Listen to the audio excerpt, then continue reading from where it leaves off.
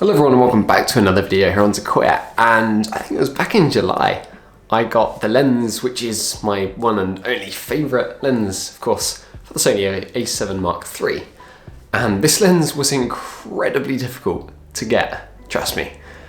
I'd looked pretty much in every single website, every single shop that would do this kind of thing, and they were all on pre-order, apart from this one which I phoned, which was on my birthday. And yeah, so I got it delivered to me, and it's a beautiful lens. I'm so glad I got it just before I went to Dubai as well. So that was so lucky I got this. But yeah, in this video I'm going to be going through my 5 favourite things about this lens. Now, I did do a review on this back in July or August or something, and yeah, there I conveyed all my points, most of which, but I'd only had a month or two to play with it. But now it's January, I think. Yep, it's January. And I've had over 6 months of use with this lens. So I feel like I'm experienced enough to have a final evaluation of this beauty. The Tamron 28-75mm f2.8 for the Sony E-mount.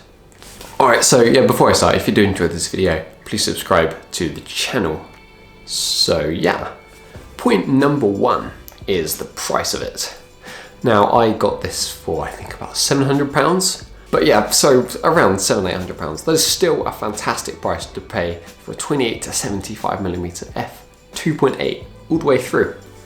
And so comparing it to the 24-70 G Master lens, that's upwards of £2,000, which is a lot of money to pay for a lens. That's more than the camera itself, but it's nice to be able to have a lens which is sort of wide to fairly zoomed in, that also has some very nice bokeh, is very sharp, and is just a very good all-round lens to have. And yeah, like I've said in the past, if I could just have one lens, or if you could have one lens for an E-mount full frame, this would be the lens that I'd recommend going for. And point number 2 is, as I said, the f2.8 all the way through. It's sort of, I guess, 28-75 is sort of kit lens range, and they would generally have f3.5 to 5.6 or something like that. But to have a beautiful, smooth, shallow depth of field all the way from 28mm, getting a very nice wide shot, but still being able to get some nice bokeh on that, to zooming into 75mm, where f2.8 it can be used very nicely as a portrait lens. Point number 3 is the size and weight of this thing. I've held the 24-70 and it's a monster, as well as the 16-35 and stuff like that. And yeah, the Sigma glass, they're heavy, but this thing isn't too bad.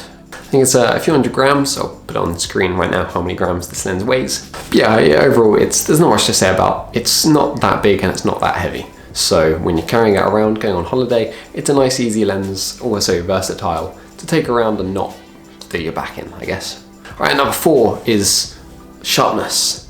Now, you would expect when you're paying only about £700-800 for a lens that you'd have to compromise a fair bit on sharpness. Now, this lens is sharp, trust me. If I could pinpoint anything, there are distortions at f2.8 at 28mm. If you put out a wall, and you'll get bulging in the middle and stuff like that, where it's 24-70 doesn't as much. You also get a fair bit of vignetting around the side. I quite like vignetting. I usually put it on in post anyway if it's not already in my shot. But with this lens, I guess I get some nice out of the camera vignetting.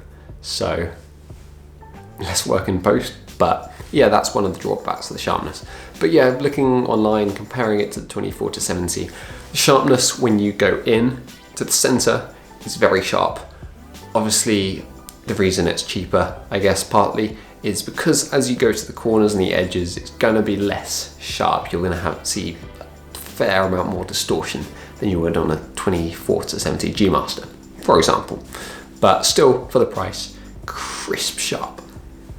Now finally, the 5th and final favourite point about this is the autofocus.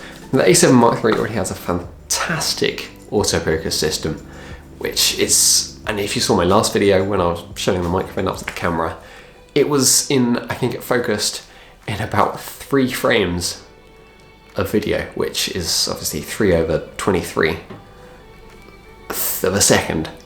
So yeah, the camera's very sharp, but obviously your lens is the thing that's doing the focusing. And yeah, the lens can be a bottleneck. If you've got a badly focusing lens on A7, it would focus badly. And if you had a good focusing lens on a bad body, then it would focus badly. But this lens is perfectly matched to the speed and accuracy of the autofocusing system on the A7 Mark III.